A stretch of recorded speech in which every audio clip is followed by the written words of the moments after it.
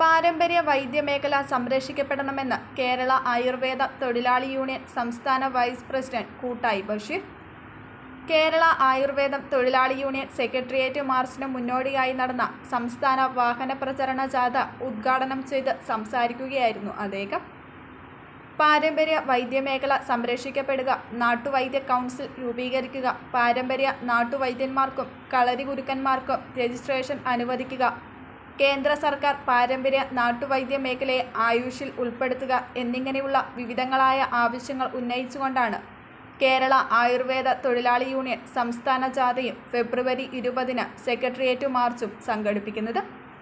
കാസർഗോഡ് നടന്ന വാഹന പ്രചരണ ജാഥയുടെ ഉദ്ഘാടന യോഗത്തിൽ ആയുർവേദ തൊഴിലാളി യൂണിയൻ സംസ്ഥാന പ്രസിഡന്റ് CK ഹരികൃഷ്ണൻ അധ്യക്ഷനായി.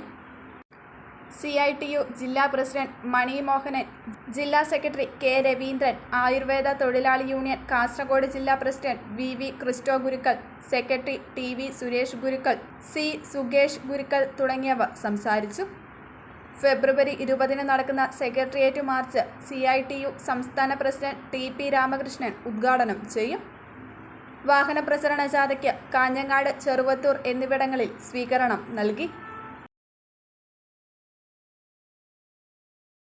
Saint Mary's nursing college Cherupuzha 100% ജോലി ഉറപ്പോടെ nursing assistant, lab technician, pre primary teachers training കോഴ്സുകൾ. ചുരുങ്ങിയ ഫീസ് നിരക്ക്, തവണകളായും ഫീസ് അടയ്ക്കാം. 30 വർഷത്തെ സേവന പാരമ്പര്യവുമായി സെന്റ് മേരീസ് നഴ്സിംഗ് കോളേജ്, അമ്പലം റോഡ്, ചെറുപുഴ. ഫോൺ 9947771550.